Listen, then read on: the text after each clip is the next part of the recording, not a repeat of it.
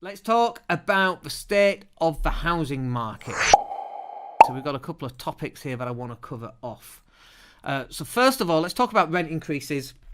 We've just been talking about rent increases, but I think it's important to cover this. So rent increases have hit a 13-year high as demand for property doubles in the central zones of major cities.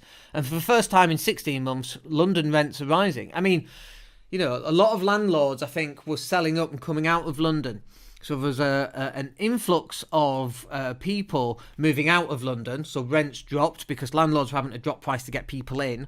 And now that the pandemic has kind of slowed down a bit, people are moving back into London, and that's now pushed up the rents in London city centre. Like, literally, having that conversation that I just talked about just there about why rents dropped and why rents have gone up is one of the reasons why we've been successful in property for the last 23 years. It's because we can take a situation and we can read between the lines. Forget about what other people are saying. Work it out for yourself. If you can do the calculations and work out what's actually going on underneath the market, you're going to do really, really well. And sometimes you're going to get it wrong, sometimes you're going to get it right, but every time you get it wrong, you're improving on it. So the typical cost of renting a home in the UK, excluding London, is $809. So that's a 6% increase. Demand for rental homes is 43% above the year average. But the number of properties available to rent is 43% lower than usual. Now, there's a couple of things I want to talk about this, but let me just grab a quick drink. So what I want to talk about here is the fact that one of the things that confuses me is because of Brexit, obviously there's a lot of people that have been leaving the UK and they've been going back to their home country in the EU. And so that's less people renting property. It's less people putting pressure on the rental market. Having said that, I think Section 24 and now landlords, and we you know, if you go back to my podcast, we predicted that this is what would happen. When this year's or last year's rent returns went in on the tax returns, landlords are going, what on earth? What the heck am I doing this for? And they're selling up. And that's why the properties have gone back on the market. So now, yeah, there might be more properties on the market and definitely an increase on auction properties and so on. But there's not enough rental properties. Even though people have gone back to their home countries in the EU to a certain extent, there's still not enough rental properties because the government, in their wisdom, decided to tax landlords out of the sector.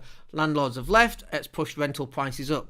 Why do you think there's less rental properties, 43% less, available than the 5-year average? Why is that? Possibly Section 24, anyone? Increasing capital gains tax, removal of wear and tear, removal of tenant fees. We can't even charge someone for referencing.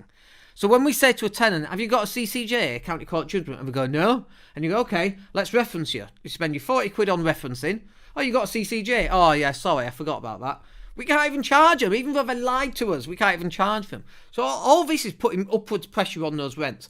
And it's putting outwards pressure on landlords to leave the sector. Because they're like, do you know what? Screw this. We've just come out of a pandemic, and we've also just come out of the fact that landlords could not evict their tenants over the last 18 months. What do you think that does to a landlord? I'm selling. As soon as this is done, I'm selling. As soon as I get rid of this tenant, I'm selling. Why do you think there's now an increase on auction properties? Where are those auction properties coming from? Is it Mr. and Mrs. Smith maybe going bust? Might be. But is it also, Mr. and Mrs. Smith is Joe Public, by the way. But is it also landlords who are going, screw this for Game of Soldiers, I am done. And they've put the properties back on the market. And those stupid people go, yeah, but more properties coming on the market means that house prices will drop.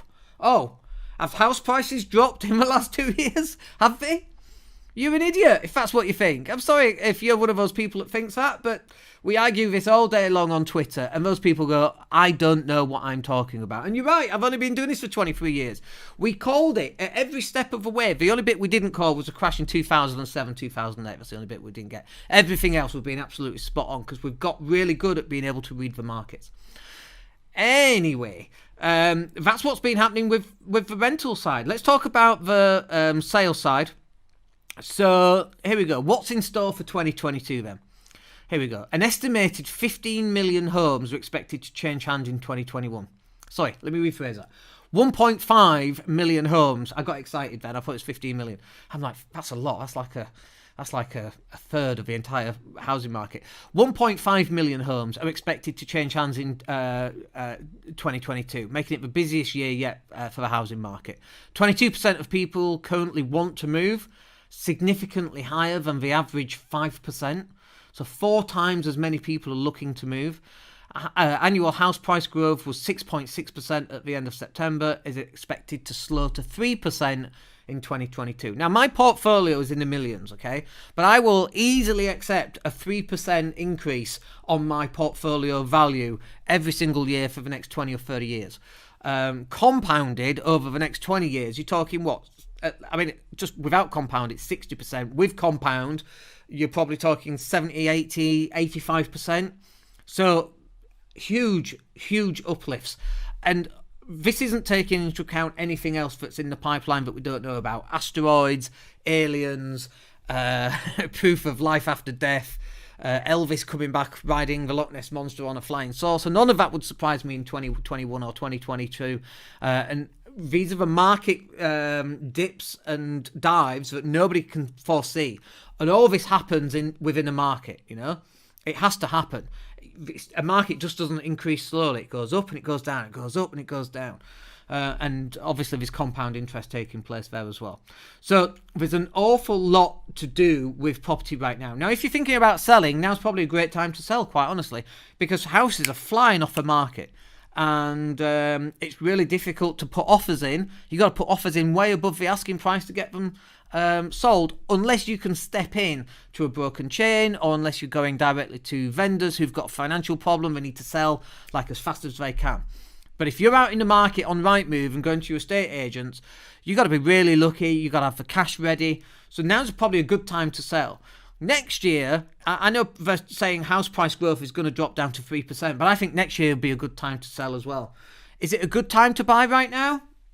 I honestly think it's always a good time to buy. I think if you're cash flow averaging, dollar cost averaging, so you're buying one a year, one every 4 years, one every 10 years, whatever you can afford, it will dollar cost average on even, and house price growth will just go up slowly and surely.